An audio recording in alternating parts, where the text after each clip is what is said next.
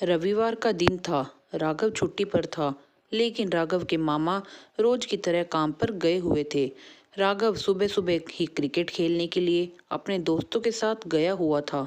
जब घर लौटा तो उसकी मामी ने खाना बना लिया था और राघव का इंतजार कर रही थी। तभी राघव भी आ गया था। आओ राघव, जल्दी से खाना खा लो, अभी आया मामी, कहता हुआ वह फ्रेश होने के लिए चला गया।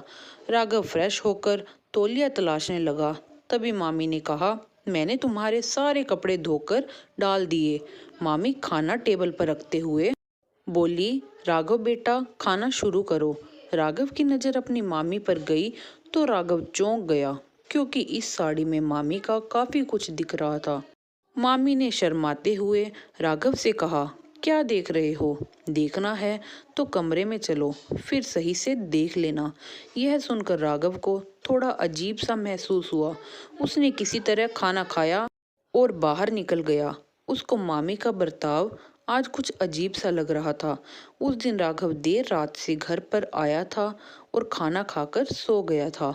अगली सुबह उठा तो राघव का हल्का सा सिर दर्द हो रहा था।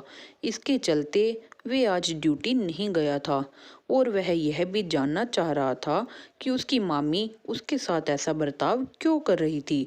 राघव जितना सोचता उतना ही उलझता जाता। राघव ने दोपहर का खाना खाया और वो अपने कमरे में आराम करने जाता है। तभी मामी ने आवाज़ लगाई। वह उठकर देखने गया तो वो मामी को देखकर चौंक गया, क्योंकि मामी बाथरूम का दरवाज़ा खोलकर नहा रही थी और राघव ने अपनी मामी को नहाते हुए देख लिया था। तभी मामी ने आवाज़ लगाई, बाहर क्यों खड़े हो, अंदर आ जाओ। राघव अंदर जाने की बजाय बाहर जाने लगा, क्योंकि उसे शर्म आ रही थी बहुत ज़्यादा। तभी उसकी मामी ने राघव को बाथरूम में खींच लिया। राघव बोला, अरे मामी, आप ये क्या कर रही हैं? राघव बाहर तो जाना चाह रहा था, पर वह चाहते हुए भी बाहर न जा सका और मामी ने उसके ऊपर पानी डाल दिया। राघव भीग जाने की वजह से भी मामी के साथ नहाने लगा और थोड़ी ही देर में मामी भांजे का रिश्ता तार तार हो गया। राघव उस दिन पहली बार किसी औरत के पास गया था। उसे बहुत ज़्यादा शर्म आ रही थी। तभी उसकी मामी ने कहा, राघव, मुझे बच्चा चाहिए। तेरे मामा के अंदर बच्चा देने की क्षमता नहीं है। राघव बोला, पर मामी, इस तरह से यह सब करना पाप है। मामी बोली, मुझे एक खानदान चलाने के लिए बच्चा तो चाहिए है ना। तेरे मामा तो बस खाना पूर्ति करते हैं, इसके अलावा भी कुछ चाहिए जो अब तुम मुझे दोगे। इतना कहकर मामी ने राघव को गले से लगा लिया और फिर से दोनों एक हो गए। उसके बाद जब भी मामी को मौका मिलता तो वह राघव के करीब आ जाती थी और उसका इस्तेमाल करती। राघव को भी खूब मज़ा आने लगा था। एक दिन मामी को बेटा हुआ। मामी बहुत खुश थी और कुछ ही दिन बाद राघव ने अपना ट्रांसफ़र दूसरी जगह पर करवा लिया, क्योंकि जब से मामी को बेटा हुआ था तब से मामी राघव पर ध्यान ही नहीं देती थी, क्योंकि अब राघव को भी मज़ा आने लगा था।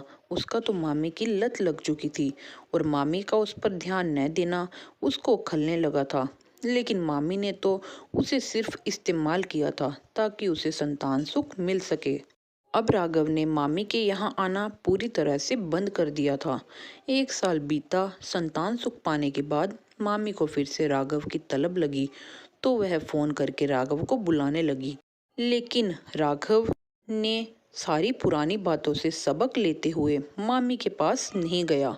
उसने अपने आप को संभाल लिया था। तो दोस्तों, ये थी आज की कहानी। उम्मीद करते हैं कि आपको आज की कहानी ज़रूर पसंद आई होगी। अगर आपको आज की कहानी पसंद आई हो तो हमारी वीडियो को लाइक कीजिएगा। साथ ही साथ अगर आप चैनल पर नए हैं और आपने अभी तक हमारे चैनल को सब्सक्राइब नहीं किया तो हमारे चैनल को जरूर सब्सक्राइब कर दीजिएगा। साथ ही साथ घंटी के बटन को दबाकर ऑल पर सेट कर लीजिएगा, ताकि हमारे आने वाली वीडियोज़ की सभी नोटिफिकेशन आपको मिलती रहे सबसे पहले। तो दोस्तों, मिलती हूँ आपसे अपनी अगली नई वीडियो में। तब तक के लिए आप सबको धन्यवाद।